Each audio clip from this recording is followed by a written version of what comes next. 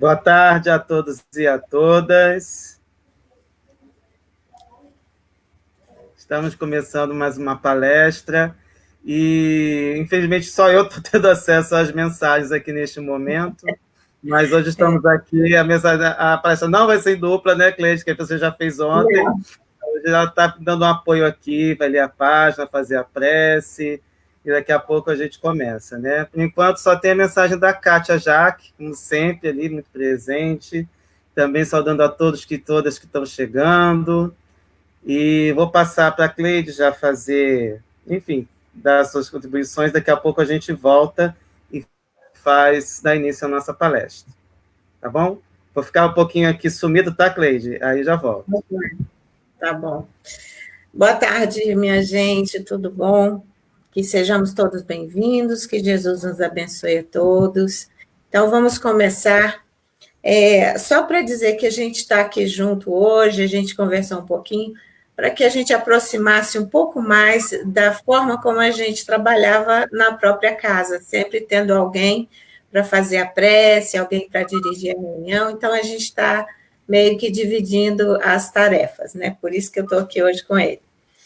Bom, então vamos fazer a leitura da nossa página de hoje, que é do Evangelho por Emmanuel, volume 1, comentários ao Evangelho segundo Mateus. A candeia. A candeia luminosa, acima do velador, não é somente um problema de verbalismo doutrinário. Claro que as nossas convicções públicas revelam pensamento aberto e coração arejado na sincera demonstração de nossas concepções mais íntimas. O ensinamento do Cristo, porém, lançava raízes mais profundas no solo do nosso entendimento. A lâmpada acesa da lição divina é, antes de tudo, o símbolo do nosso exemplo seguro e positivo nos variados ângulos da existência. O discípulo do Evangelho é convidado a afirmar-se no mundo a cada instante. Se foste ofendido, não conserves a luz do perdão nas dobras escuras dos melindres enfermiços. Se encontrastes a dificuldade, não escondas a coragem no resvaladouro da fuga. Se foste surpreendido pela provação dolorosa e áspera, não enterres o talento de tua fé no pantanal do desânimo. Se foste tocado pela dor, não arremesses a tua esperança ao despenhadeiro da indiferença. Se sofres a perseguição e a calúnia, não arrojes a oração ao abismo da revolta e do desespero. Se a luta te impôs a marcha entre espinheiros, oferecendo-te fel e vinagre, não ocultes o teu valor espiritual sob os detritos da inconformação ou do desalento. Faze a tua viagem na terra em companhia do amigo celestial, de coração elevado à vontade divina, de cabeça erguida, na fidelidade à religião do dever bem cumprido, de consciência edificada no bem invariável e de braços ativos à diligência na plantação das boas obras. Não disfarces os teus conhecimentos de ordem superior e aprende a usá-los a benefício dos semelhantes e em favor de ti mesmo, porque assim, ainda mesmo que o sacrifício supremo na cruz seja o teu prêmio entre os homens, adquirirás na vida eterna a glória de haver buscado a divina ressurreição. Emmanuel. Então, muito bem, meus amigos, agora, mais uma vez, vamos nos juntar. Vamos nos reunir em coração, em sentimentos, em pensamentos positivos, inspirados por essa leitura que expressa para nós em cada momento de nossa vida, em cada dificuldade possível, que possa se abater sobre nós, que possamos sempre erguer os nossos pensamentos e saber que a providência divina, que os amigos celestiais sempre estão conosco, sempre estão dispostos a nos orientar, a nos guiar, a nos confortar e a nos mostrar o caminho. Que possamos, então, através do nosso estudo, através das mensagens, de todo o trabalho da nossa casa, tão dedicada a orientar, a esclarecer, que possamos nos fortalecer sempre, buscando sempre a resposta mais acertada para as nossas escolhas. Agradecemos de coração, na certeza de que estão conosco, nosso amigo Jesus, nossos companheiros de trabalho do alto, nossos guardiões, todos eles que são incansáveis estão conosco. Agradecemos de coração e pedimos, como sempre, que continuem ao nosso lado. Que ampare o nosso companheiro Felipe, que hoje trará a palavra para o nosso coração e para o nosso entendimento. Que assim seja. Então, com você, Felipe. Boa. Bom estudo. Gratidão por tudo, gratidão por todo esse apoio. Vamos organizando aqui rapidinho a nossa passagem aqui.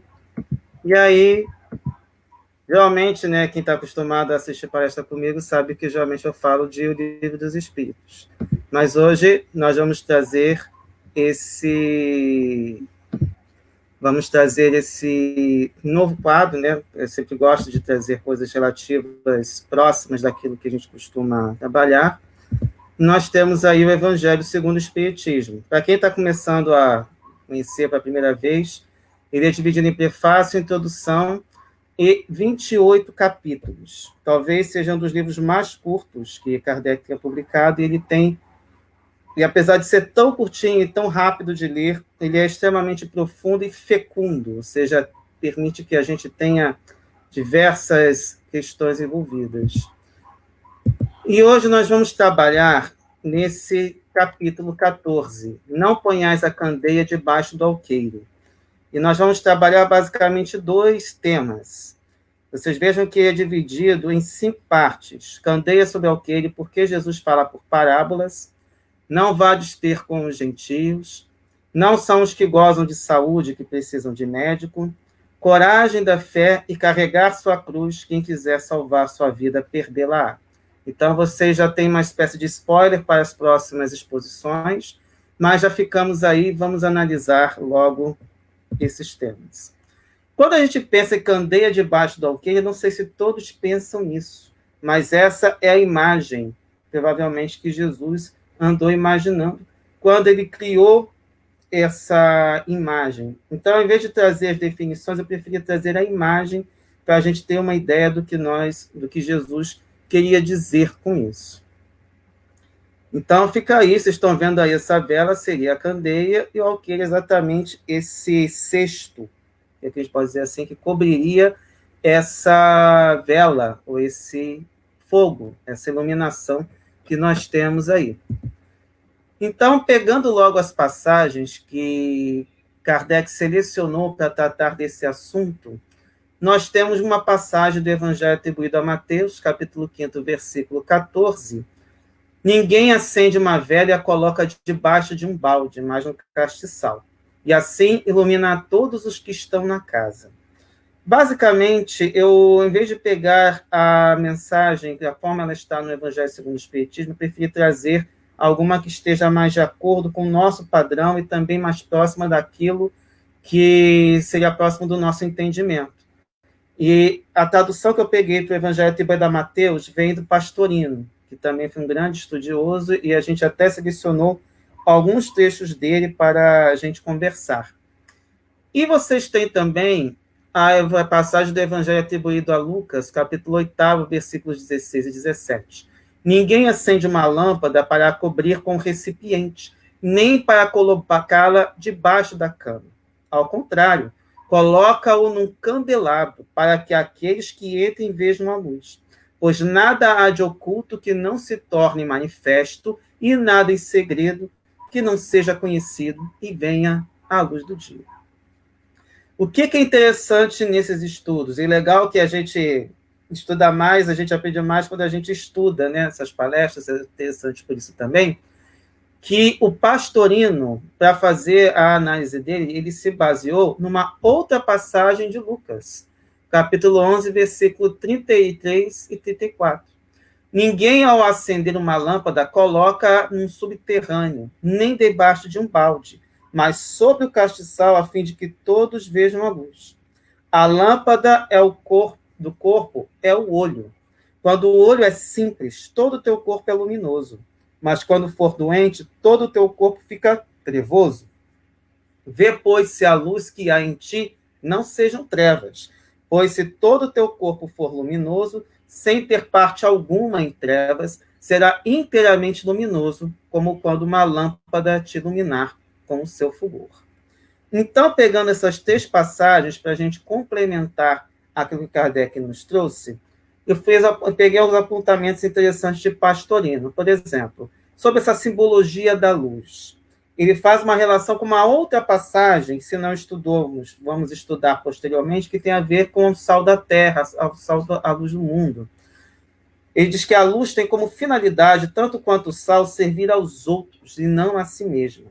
Para que a luz produza seu efeito, é importante que ela esteja colocada no alto e não escondida debaixo de um balde, que afinal ela serve para iluminar a todos. Em Lucas há um acréscimo, que a luz do corpo são os olhos. Isso é muito interessante porque, se estes olhos forem simples, no sentido de limpos, puros, ou seja, não tem malícia, todo o seu corpo será luminoso. Se forem enfermos, ou seja, maliciosos, maldosos, a criatura ficará em trevas.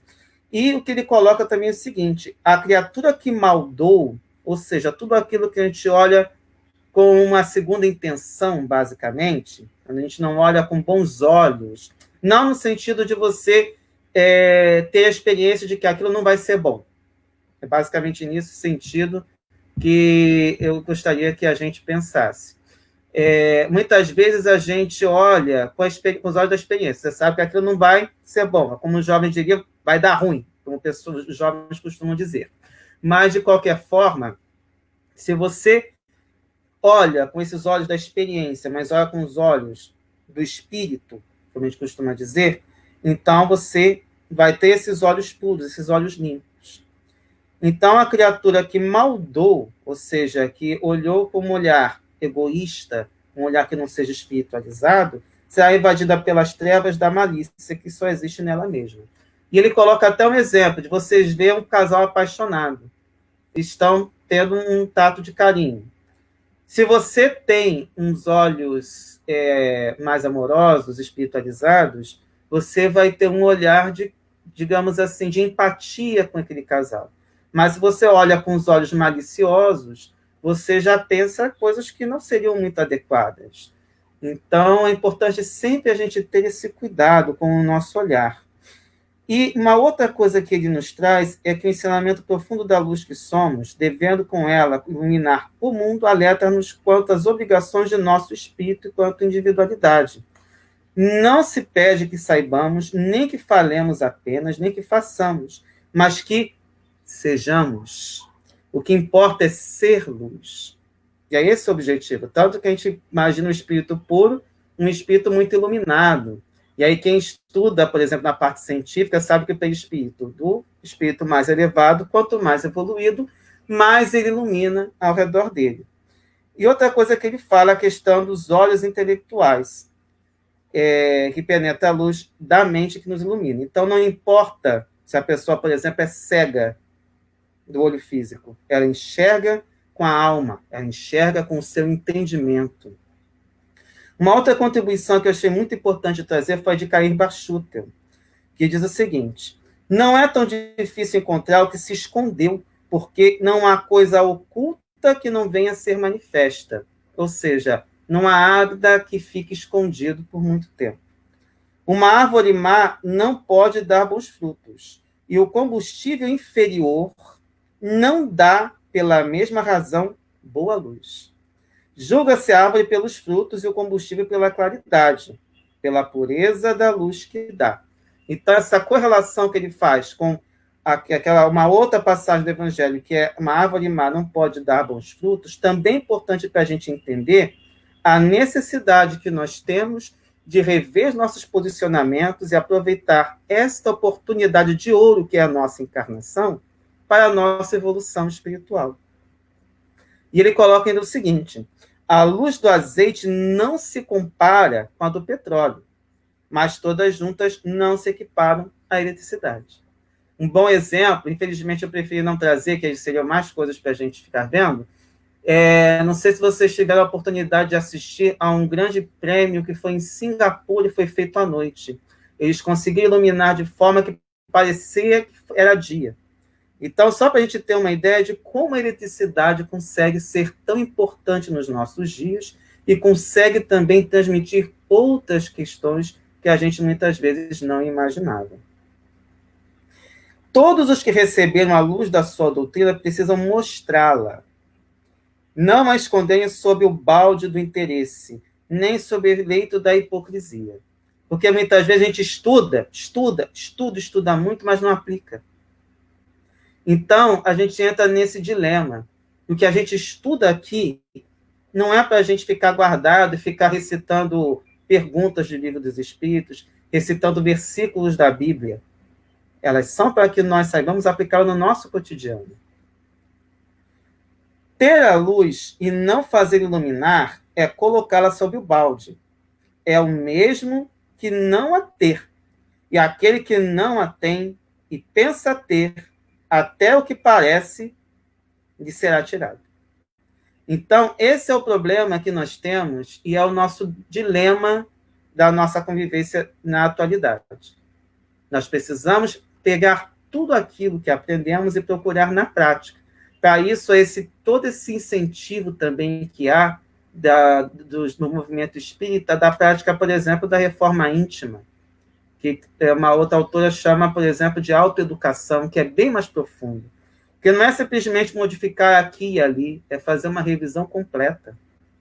É aproveitar a oportunidade que nós estamos tendo aqui, essa oportunidade de ouro, que é estarmos aqui no planeta Terra, neste momento, 4/17, 11 de junho de 2020, assistindo esse chato aqui que está falando um pouquinho, mas que ajuda a gente a refletir um pouco mais sobre as nossas próprias vidas.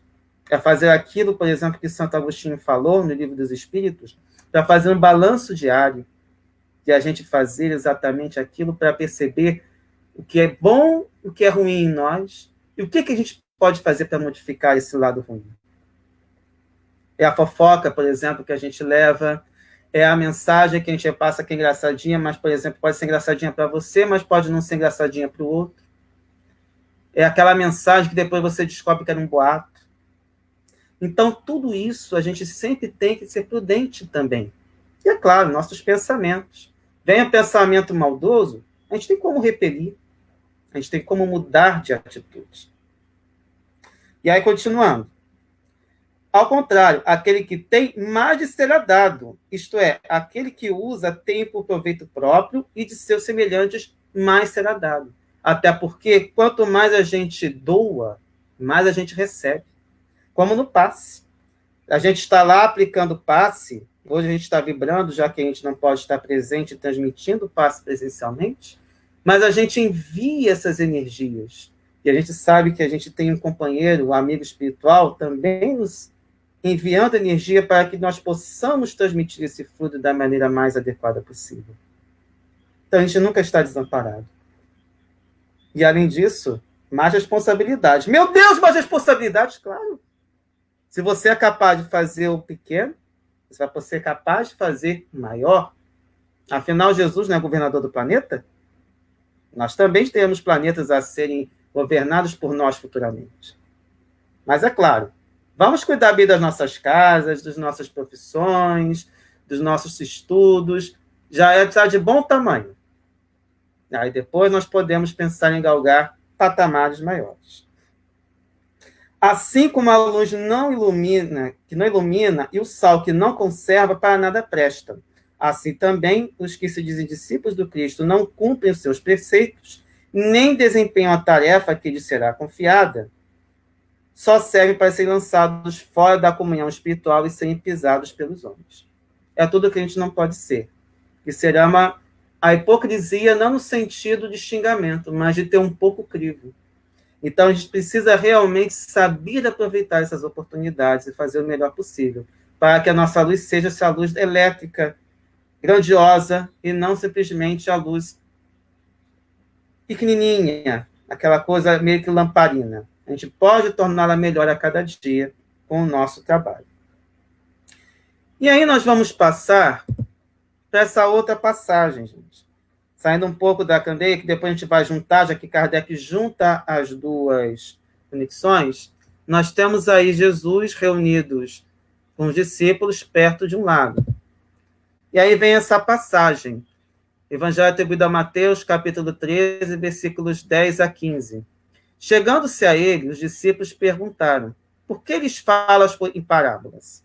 Respondendo, disse-lhes: porque a vós é permitido conhecer os segredos do reino dos céus, mas a eles não lhes é permitido, pois ao que tem lhe será dado e terá em abundância, mas ao que não tem, até aquilo que tem lhe será tirado. Por isso lhes falo em parábolas, porque vendo não veem, e ouvindo não ouvem nem entendem. Para eles se está cumprindo a profecia de Isaías, que diz: sim, ouvireis e de nenhum modo entendereis.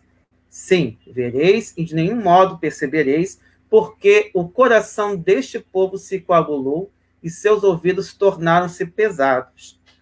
E eles fecharam os olhos, para que, vendo com os olhos e ouvindo com os ouvidos, não sucedam que entendam com o coração e eu os saia. Kardec selecionou essa passagem do Evangelho atribuído a Mateus porque ela é realmente um pouco mais estendida, mas ela aparece também nos outros sinóticos, como em Marcos, capítulo 4, versículo 10 a 12, quando se achou só, os que estavam em redor dele, junto com os 12, pediram a explicação da parábola. E ele lhes disse: a vós é permitido conhecer o segredo do reino de Deus, mas aos de fora tudo se lhes propõe em parábolas, para que vendo, vejam e não percebam, e ouvindo, ouçam e não entendam, para que não suceda que se voltem e sejam resgatados em seus erros. E também em Lucas, capítulo 8, versículos 9 a 10. Seus discípulos perguntaram o que significava essa parábola. Respondeu-lhes Jesus: a vós é permitido conhecer os segredos do reino de Deus, mas aos outros que se fala em parábolas, para que, vendo, não vejam e ouvindo, não entendam. Por isso, Kardec manteve o Evangelho atribuído a Mateus. E aí você menciona também essa passagem que tem em Isaías, capítulo 6, versículos 9 e 10. E aí o que nós temos é o seguinte, também pegando um pouquinho de ajuda a Pastorino. No texto de Mateus, a frase chegando-se a ele vem demonstrar que este trecho não é imediato no tempo anterior. A pergunta dos discípulos só pôde ter sido feita depois de dissolvida a multidão, e talvez depois de ter regressado à casa. Quando a gente pega o Evangelho, por exemplo, a gente vai descobrir que é logo depois da parábola do semeador. Então, exatamente essa explicação que está tendo colocada aí. A pergunta, além disso, é feita no plural. Por que eles falam em parábolas, supondo que várias tinham sido ensinadas? Ora, justamente na fala do lago que Jesus começa nesse novo sistema didático, já que anteriormente apenas algumas sentenças parabólicas, ou seja, algumas palavras haviam sido proferidas. E por que eu coloquei aquela outra passagem, aquelas outras passagens? Porque, por exemplo, quando a gente pega Marcos, salienta que os discípulos o interrogaram quando ele estava a sós, exatamente por conta disso. Até aqui, Jesus dava seus ensinamentos morais com rápidos acenos ao reino dos céus. Mas a partir deste momento, começa a revelar os segredos, coisas para as quais o povo não estava preparado naquela época. E a bem da verdade, até hoje, a julgar pela popularidade da doutrina espírita, que ainda é restrita, nós temos ainda uma certa dificuldade de entendimento para que nós possamos entender. Nós mesmos temos muita dificuldade ainda, até porque nós aprendemos aquilo que nos foi possível hoje. Mas nós temos muita coisa ainda a aprender, que afinal estamos em uma jornada evolutiva e vamos evoluir muito, muito, muito, muito mais. Mas, basicamente, quais seriam esses segredos? Os segredos principais são que o reino dos céus não é externo, mas é interno. Não vem com o rumor das vitórias, com o aplauso popular, pessoal que adora se exibir, mas com o silêncio da meditação. Daí a questão da reforma íntima, daí a questão da autoeducação, do autoconhecimento. Não chega com o orgulho do vencedor, mas com a humildade do vencido. Não é à toa que Jesus foi aparentemente derrotado naquele momento da cruz. Mas foi a grande vitória do Espírito. Não é obtido com a raiva de quem derrota o inimigo, mas com o amor de quem ama os adversários como verdadeiros benfeitores. Que dificuldade, né, gente? Especialmente naquele momento, nesse momento de polarização política, a gente tem que aprender a amar o nosso irmão. A gente não sabe exatamente quais são os desígnios de Deus, mas se nós estamos convivendo neste momento com situações difíceis, são exatamente para que a gente aprenda a lidar com tudo isso e superemos essas dificuldades. Olhar um para o outro como irmão é difícil, mas é importante e extremamente necessário. É a maior caridade que podemos fazer.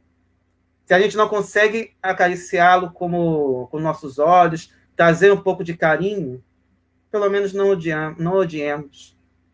Procuramos não ter pensamentos de ódio, nem de raiva, nem de rancor, nem de mágoa. Já vai ser um grande adianto.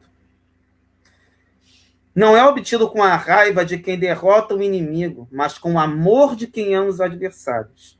Verdadeiros benfeitores. Não é conseguindo após a passagem pela cova escura do túmulo, mas enquanto estamos na carne, ou seja, enquanto estamos encarnados ainda. Devemos aproveitar o momento agora.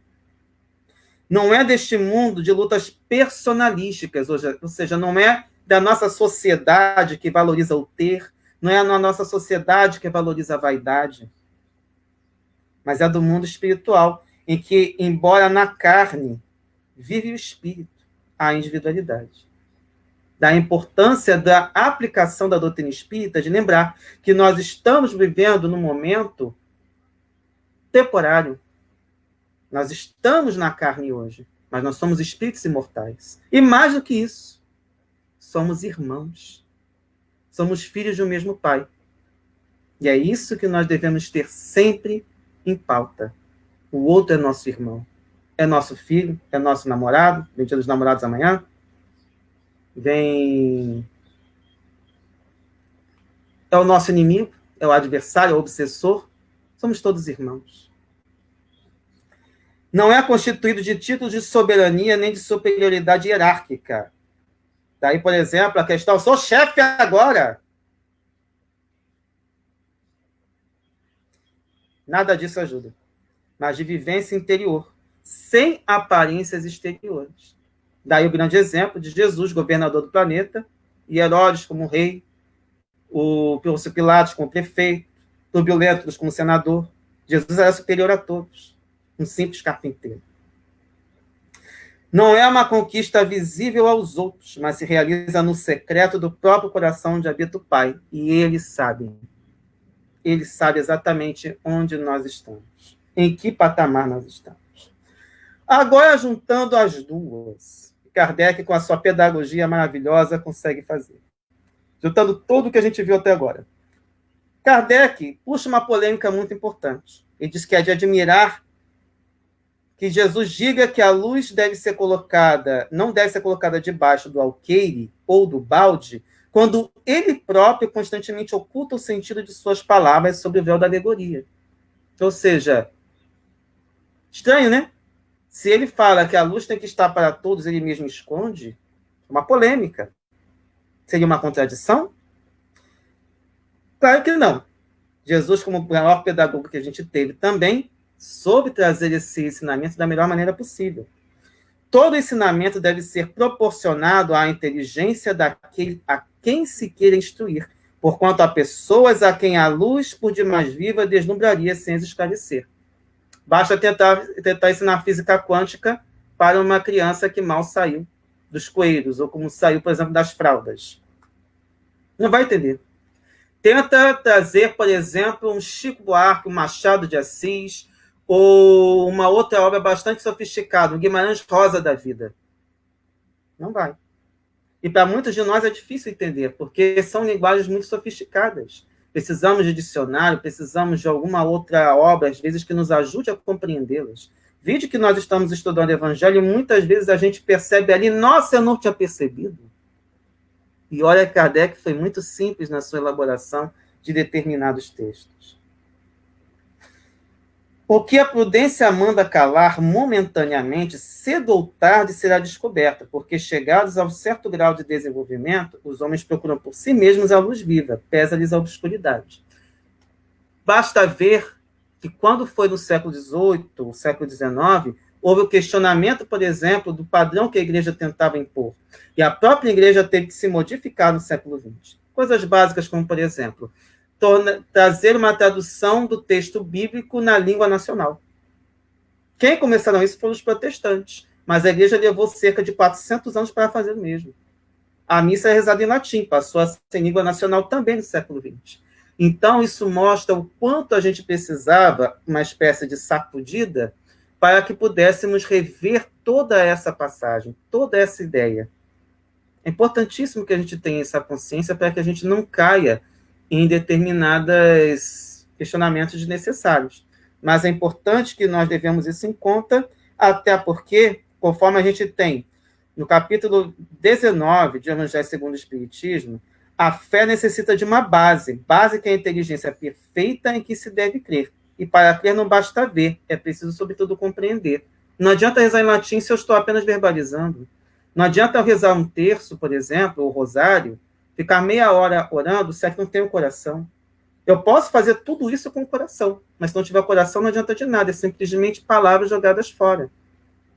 Então é preciso saber no que eu estou crendo.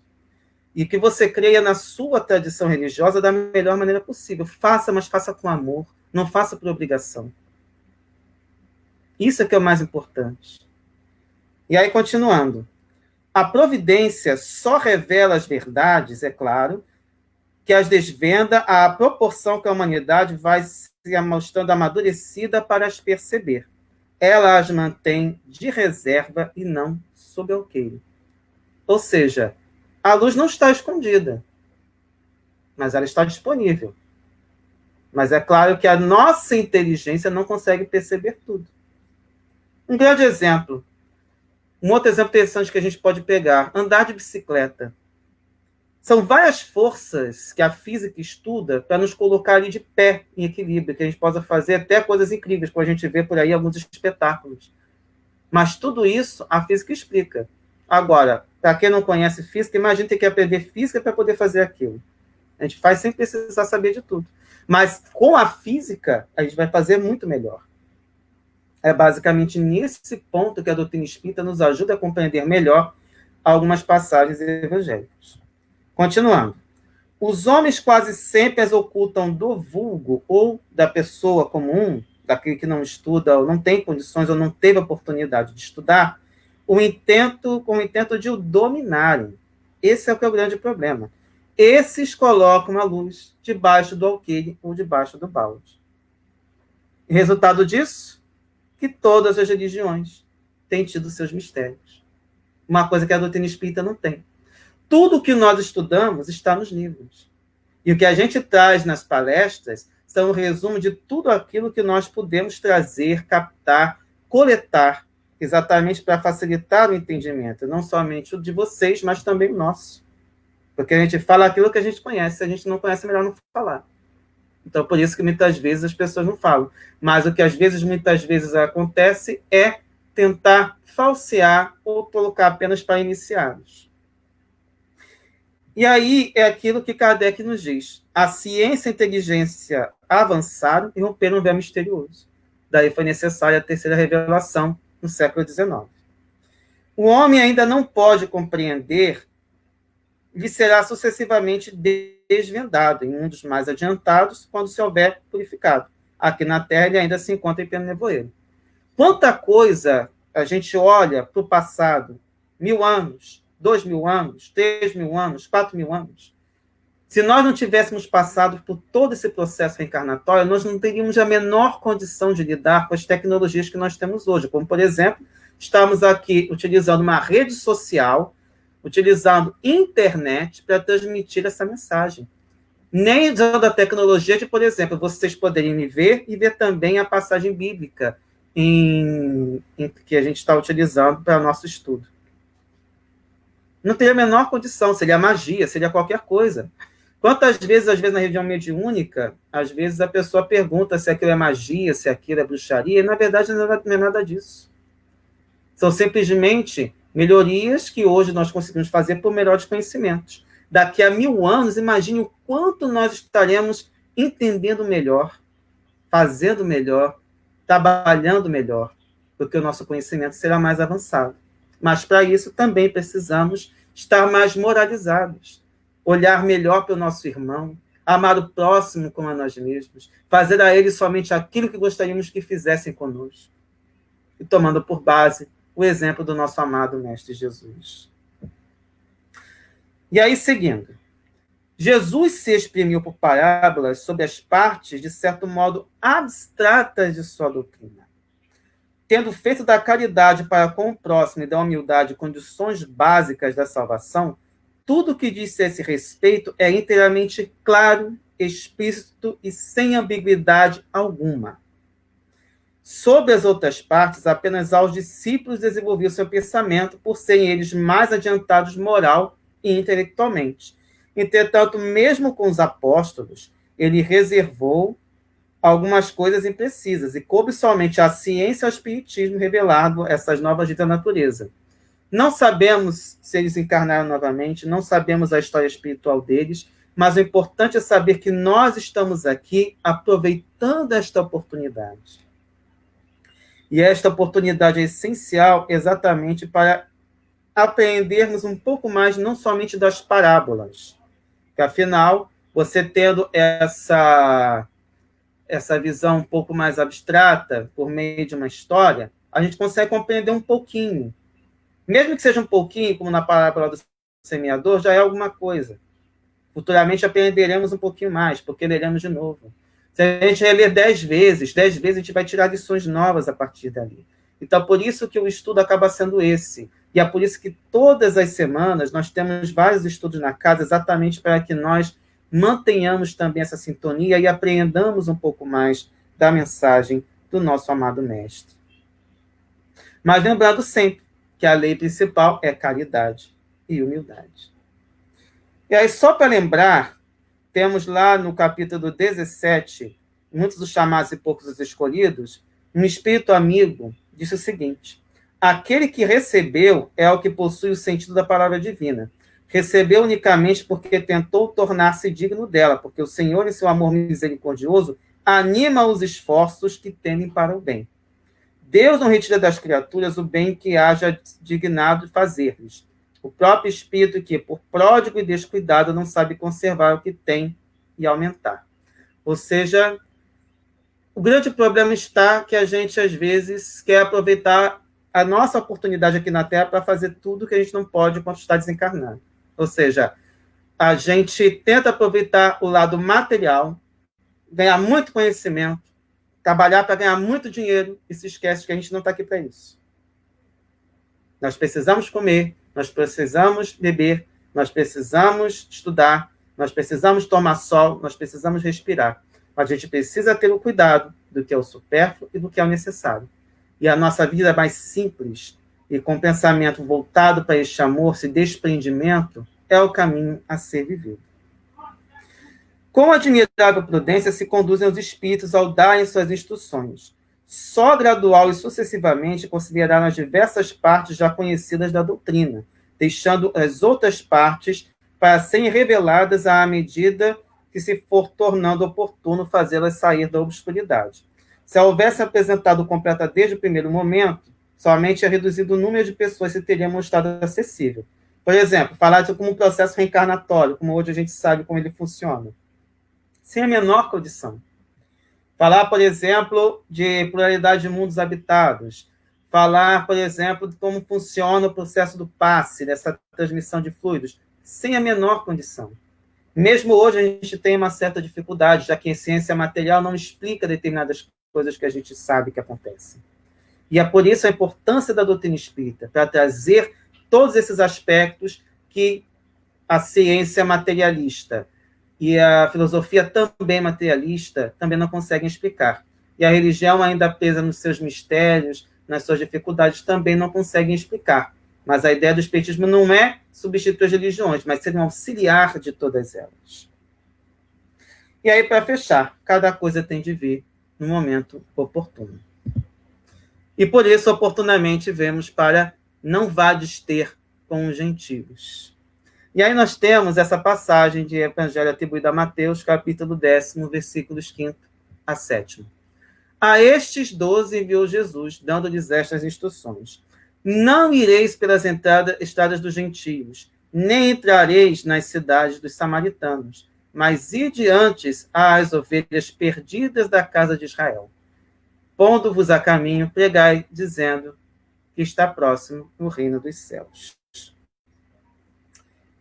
Qual o cuidado que a gente precisa ter primeiramente? O que seria o gentio? Gentio, a princípio, pegando a Wikipédia, a gente consegue perceber que significa um nome israelita, que vem do latim gens, significa clã ou grupo de família. Os tradutores cristãos da Bíblia usaram esta palavra para designar coletivamente os povos e nações distintos dos israelitas, em especial os europeus, que gradualmente foram se convertendo à religião nova. E aí, pegando novamente Pastorino, que nos diz o seguinte: Mateus conservou-nos uma série de recomendações atinentes à pregação da Boa Nova, por isso que está numa passagem um pouco diferente, por parte dos emissários, enquanto nos outros evangelistas encontramos esparsas. Olha só, por exemplo, o que nós temos aqui. O Pastorino diz que nesse capítulo 10, nós temos, do versículo 5 ao versículo 42, diversas instruções. Só pegou uma partezinha por conta do nosso evangelho. Muitas coisas foram ditas sob o império das circunstâncias da época e necessitam ser atualizadas. A recomendação de não seguir pela estrada dos gentios, nem entrar nas cidades dos samaritanos, mas só falar as ovelhas perdidas da casa de Israel, podem ser substituídas da seguinte forma hoje: não pretender fazer prosélitos de outras religiões, tirando-os das suas crenças, mas falará apenas àqueles que estiverem insatisfeitos e perturbados na sua própria religião.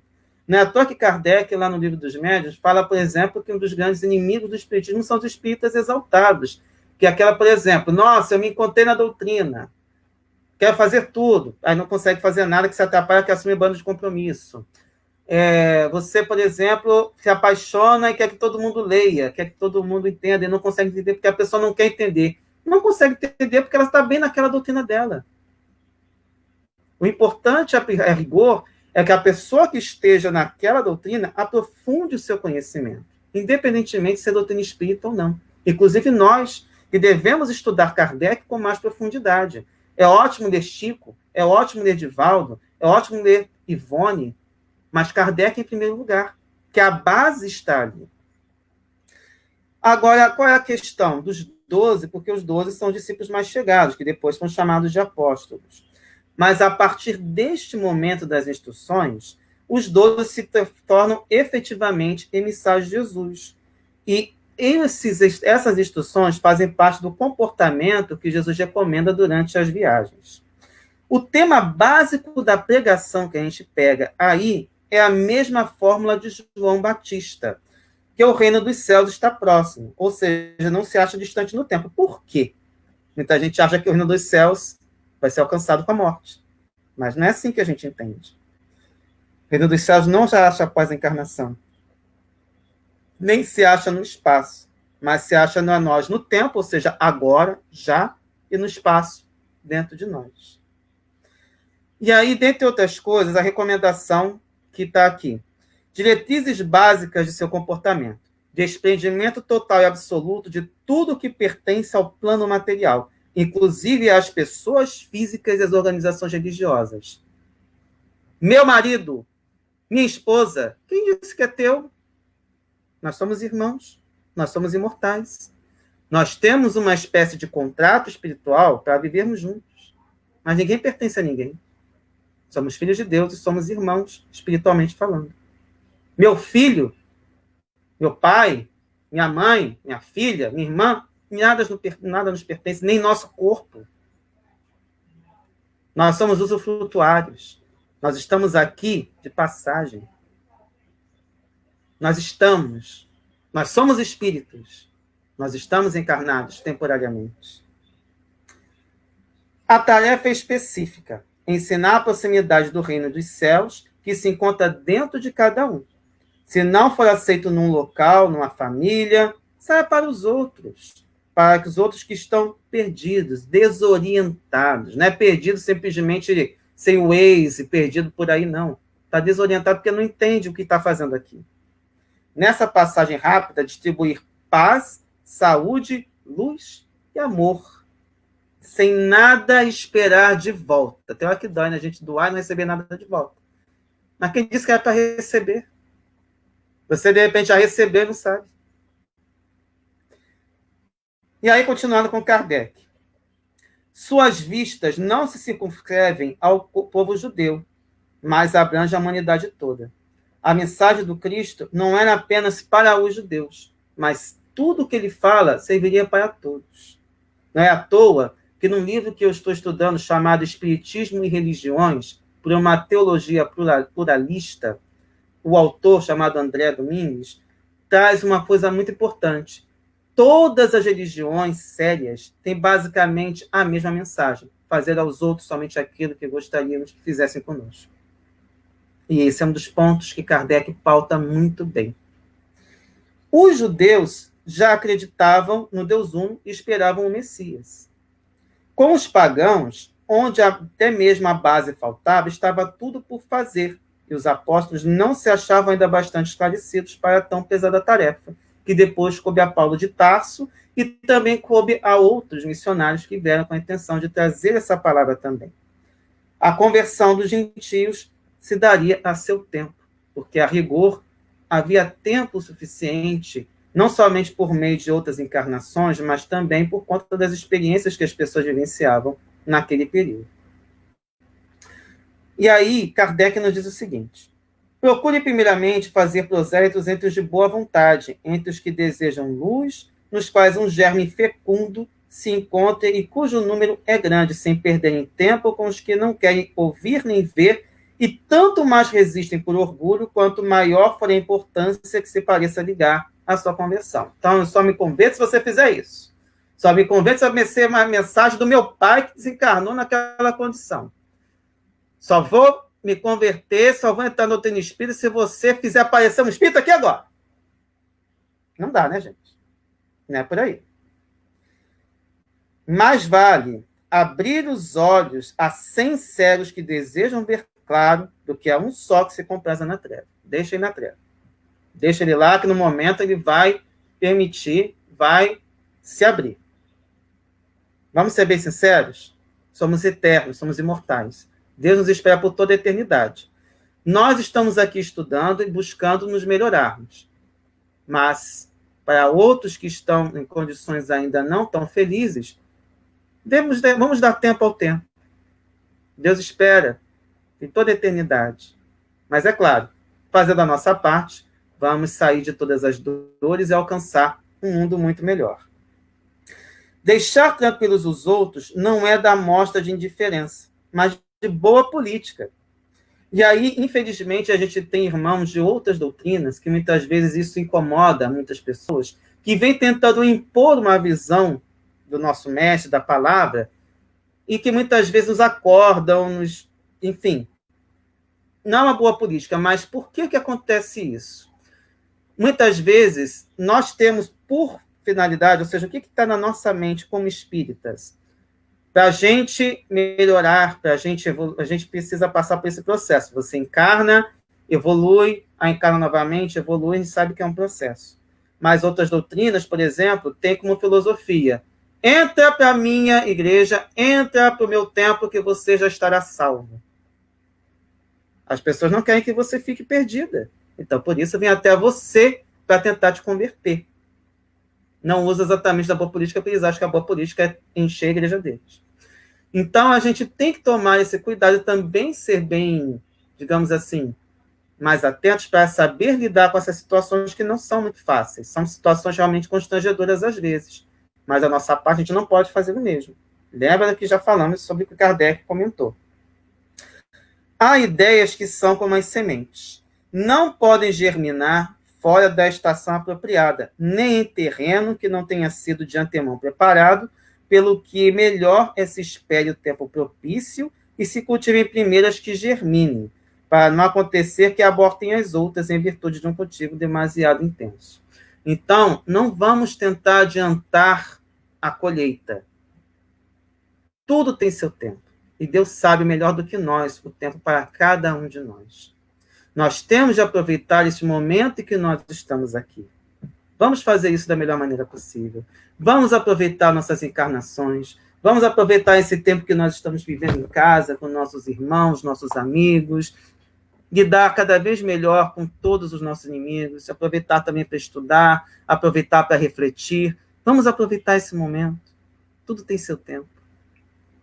Não vamos colocar, digamos, como o pessoal costuma dizer, o carro, a carroça na frente dos bois. Isso só atrapalha. Não vamos adiantar achando que o Apocalipse vai ser adiantado. Não vai. Nada disso acontece dessa maneira. Deus sabe o que é melhor. E tudo o que a gente precisa fazer é viver a mensagem evangélica. Amar o próximo como a nós mesmos. E aí, caminhando para o final, gente, um resuminho só para a gente fechar. Na primeira passagem, Candeia sobre Alqueire, porque Jesus fala por parábolas, o que tem que ficar para nós? Todo ensinamento deve ser proporcionado à inteligência daqueles a quem se queira instruir, porquanto há pessoas a quem uma luz por demais viva deslumbraria sem as esclarecer.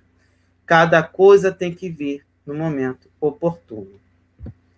Jesus somente se exprimiu por parábolas sobre as partes, de certo modo, abstratas da sua doutrina, tendo feito da caridade para com o próximo e da humildade condições básicas da salvação.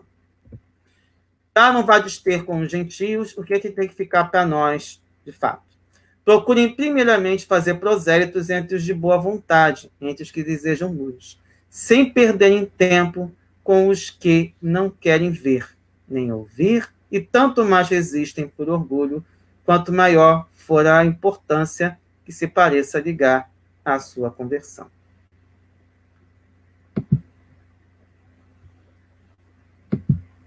Enfim, pessoal, basicamente essa era a mensagem que a gente queria transmitir. E aí, enfim, vou chamar a Cleide de volta aqui, para que nós possamos trabalhar um pouquinho, né, Cleide? Que afinal, enfim... Espero ter feito o melhor possível, porque nem sempre é fácil a gente estar aqui. Passar de volta uma mensagem para a Cleide. Obrigado, Felipe. Excelente trabalho, excelente reflexão. Então, nós voltamos aqui, vamos dar alguns recadinhos e depois, no finalzinho, eu peço, então, o Felipe para fazer a nossa prece de encerramento. Tá? Apenas lembrando, o Felipe podia colocar aquele a lembrança das outras atividades, das outras palestras, isso aí. Então, só lembrando a vocês que a gente tem segunda-feira as pérolas, às 10 horas da manhã, quarta-feira nós temos às 15 horas, as palavras do codificador, sempre, cada semana, com um convidado, e às 20 horas, palestra. Quinta-feira é este horário, né, 16 horas, e sábado às 19 horas. Quem fará, Felipe, sábado? Enir Sattler. Isso. Então, todos estão convidados a participar, né, e usufruir desses ensinamentos que a gente sempre tem, e muito importantes, né? E também lembrando a vocês que muitas pessoas não participavam de alguns grupos de estudos por causa de horário, por causa de compromissos, e aqueles que estão em casa, que não estão trabalhando, se quiserem participar, todos os grupos de estudos são abertos. Segunda-feira, às 17 horas, a gente tem a leitura do livro Invisível, de Leon Denis, muito bom. Tem a Gênese, na quinta-feira de manhã, se não me engano, às 9 horas. É só procurar, por exemplo, o Albano, a mim, a Doris, quinta-feira agora, às 17h30, temos a leitura das obras de Deolindo Amorim, procurar a Doris, a mim, ou ao Albano, que a gente inclui vocês no grupo, via internet, via o Meet, e tem sido muito interessante, um relacionamento muito bom, a gente continua se vendo, conversando e trocando, né, esse carinho que a casa sempre nos dá, tá bom? Então, vou passar para o Felipe agora, para ele fazer a nossa prece de encerramento. Gratidão, Cleide. Antes de fazer a prece, saudar as nossas pessoas que estavam aqui, né? A Kátia Jaque, Isabel Neto, Maria do Socorro, Cláudia Serenário, Luiz Sampaio, Evódio Aquino, Riva Pereira, Nininha Sampaio, Márcia Cardoso, Rita Maria Aguiar, Tamara Martins, Rosane Pereira, Cláudia Santana, Catiane Reis, Mariana Vítola, Albano, Rosane Pereira, Fernanda Manhotti, Ana Teixeira, Mauro Pomar, nosso presidente, Suzana Correia, enfim, gente, agradecer a presença, e Helene Bastos. E, é claro, todos os que puderem, de repente, não precisavam postar bom dia, nem boa tarde, nem boa noite, mas, de qualquer forma, a palestra vai ficar disponível para todos vocês. E aí, vamos agora fazer, deixa eu só dar um jeitinho aqui, gosto de, sempre nesse momento, a gente fazer esse momento que a gente está encerrando, um momento especial. E aí, como o Cleide também já sabe, né, nesse momento eu gosto de trazer esse sorriso que acho que tem que ficar nos nossos corações, especialmente nesses momentos. Nosso amado Mestre Jesus, agradecer por mais este momento, ter permitido ter sido instrumento de esclarecimento por essas passagens bíblicas, trazer as palavras de Kardec, a colaboração do Pastorino, Rodolfo Caligares e Cair Barchutel. Agradecer a oportunidade aqui na casa, também à Casa da Cultura Espírita de Deolindo Amorim, aos irmãos superiores, e pedir também, amado Pai, que todos nos seus devidos lares também sejam envolvidos por esses pensamentos positivos, de amor, de amparo, e que possamos aproveitar esses momentos para convivermos melhor, aprendermos melhor sobre nós mesmos e aproveitar as oportunidades para superar os desafios necessários. Só Tu sabes, Pai, que todos nós estamos passando, pelo que todos nós estamos passando neste momento, e que tudo tem sua razão de ser, mas que saibamos ter a humildade de entender ou de aceitar neste momento para entender posteriormente e viver a Tua mensagem da melhor maneira possível. O amor, confiança em Ti e, mais do que nunca, vontade de acertar. Ainda que neste momento erremos um pouquinho ainda, mas em outro momento acertaremos. E vamos prosseguindo os nossos caminhos, e a Te pedimos, Pai, autorização para encerrar os trabalhos da tarde de hoje. Que assim seja. Muito obrigada a todos pela presença, um beijo grande no coração e até a próxima oportunidade. Beijo.